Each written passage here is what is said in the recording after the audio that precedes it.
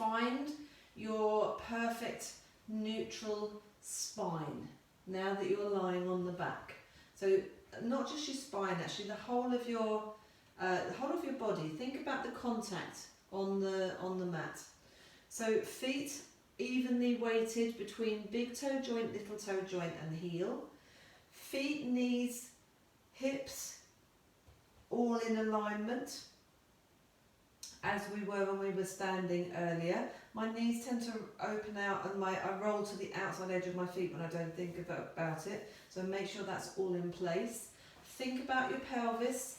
Use your hands, touch your body, check out what's going on. Lift your head up, have a little look. Pubic bone, hip bones are on the same plane. The curve in your lower back, you've got your natural curve. We're all slightly different there, but I know I'm in neutral. Pubic bone, hip bones are on the same plane. Ribs at the front, they're quite relaxed because we haven't been working too hard today. So therefore ribs at the back are just about touching the mat, just where they really should be. Think about shoulders, opening up the collarbone, tucking the chin in, lengthening the back of the neck, keeping the curve in the nape of the neck, just making those shoulder blades heavy and nice and opened out here if you can. So we're going to reach the arms up to the ceiling, palms are facing each other. This is just called shoulder drops.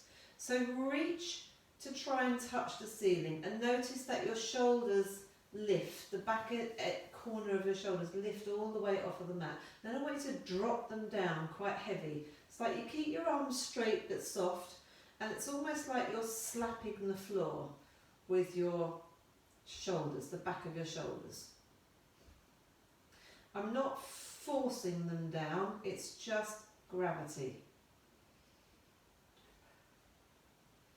Trying not to join in with any other body part, so my chin tends to want to lift, keeping the head still.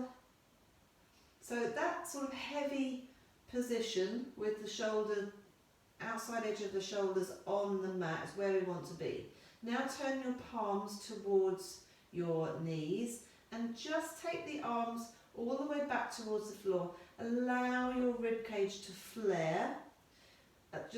Actually enjoy that stretch. It feels quite a nice stretch across the front of your chest.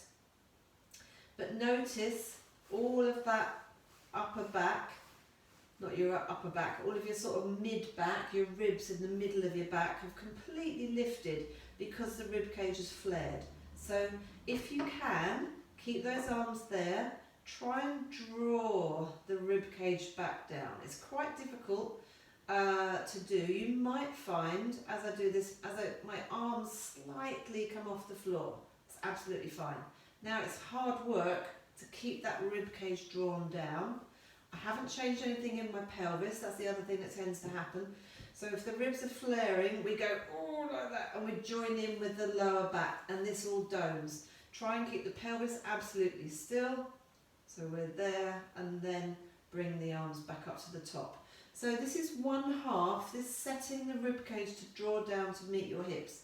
This movement is called Ribcage Closure. Not even one half, sorry, it's 1/3 of setting your torso for your abdominal work. So setting the ribcage drawn down. So let's just do a couple more of those. So take a breath out as you go back. No change in those ribs, and a breath in to return. Still no change in the ribs. Breath out, and I'm not even actually touching the floor. I'm letting those arms hover. I want the weight of my arms to help me keep the ribcage drawn down. Breath out, breath in. Great. Place your hand, one hand on your lower abdomen, between your belly button and your pubic bone. I want you to imagine there's a marble in your torso. It's underneath, it's sort of behind your belly button, but maybe a little bit more in the centre. So underneath that palm that you've got there, you're going to lift your pelvic floor inwards and upwards to meet that marble that's in the centre of your torso. You're going to try and sort of cinch your waist in either side, and you're also going to connect the ribcage down to meet that marble from above. So you switched on 3 areas. So pelvic floor is lifted, in fact 5 areas. Both sides have drawn in, the rib cage is drawn down, and the last area is you're gently taking the skin from underneath that hand away from the palm of your hand. But there's no change in the shape of your pelvis. You haven't tilted the bones, you haven't changed the position of the bones at all. You've just switched on these areas. So pelvic floor lifted, lower abdomen gently drawn down towards the floor, towards the spine. That will draw the sides in, like you're tightening up your belt from the sides. And then with the rib cage drawn down, switched on, we are so ready to go.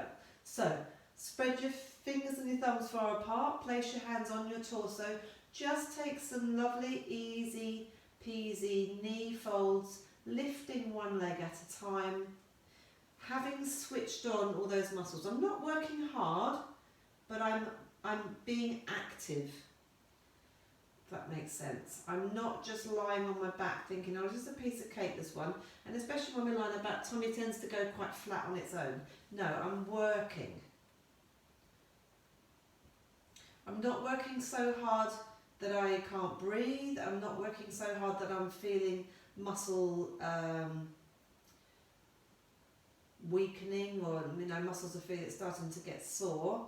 But I'm working enough that I can feel with my fingertips that my hips especially are staying absolutely still. There's no rocking and rolling from side to side. There's no changing that way. The ribs aren't changing. They're not flaring. They're staying drawn down. Okay, so arms down by your side. Keep this all switched on. So we're going to lift one arm and one leg up to the ceiling. Hand is opposite your shoulder, knee is above your hip, foot is slightly higher than your knee. Be really accurate with these positions, and then lower, swap sides. Absolute 90 degrees with the leg and the arm in relationship to the torso. Because I've switched on here, there's no change. So again, this isn't particularly difficult, but just heighten your awareness of what goes on. Let's go back to this side, doesn't matter which side. From here, from this 90 degrees, I'm going to extend the arm and the leg. I'm going to lift my head up. I want my knees pretty much to be on the same height. My arm has gone back, but I can still see my hand. Hasn't gone right back here. So just the same angle with the arm and the leg. Come back to 90 degrees and lower. Up to the top, extend and in and lower. 4 more to the top. Be accurate.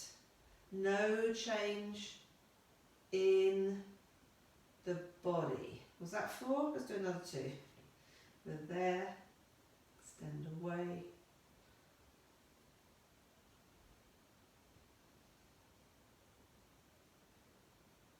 Good, so really not very difficult. Let's add on a little bit. Let's bring the feet and knees together. Hands are at the back of the head.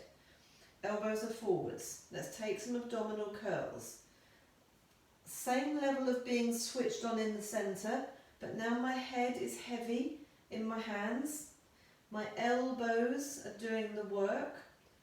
My arms are doing the work actually of lifting my upper body. I'm hinging from those ribs at the front. There's no change to the relationship. There's no change to the gaps between my arm and my face, my chin and my chest. Back of the neck is lengthening. My head totally relaxed. I'm not lifting my head out of my hands, which creates stress in my neck. Head is heavy. If anything, this should make the backs of your arms hurt, your triceps. I'm not doing it, but I would like you to add on to this. Every time you come up, squeeze feet and knees together and then lower. Squeeze feet and knees together and lower. Release the squeeze a little bit. When you lower, try not to relax.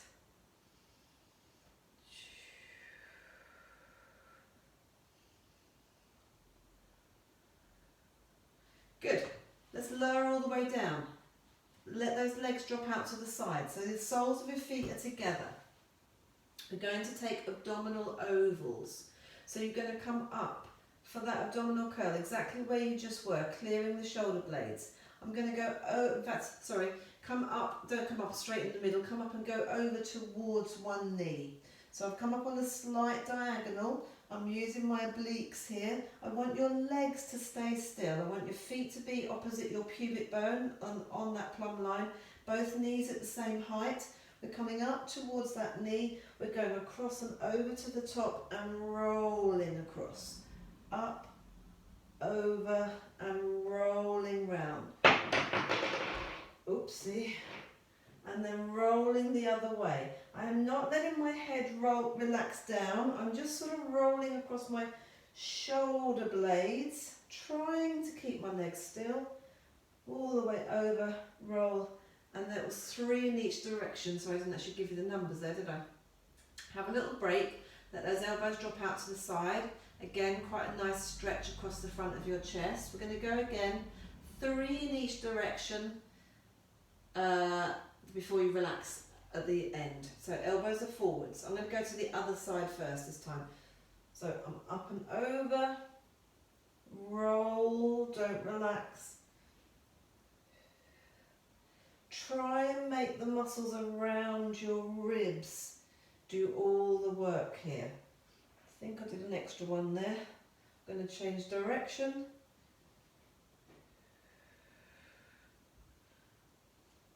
I call these abdominal ovals. Imagine the shape that your head, shoulders and arms, I'm going to do one more, are making. It should be like an oval shape, and then relax down, bring those legs in.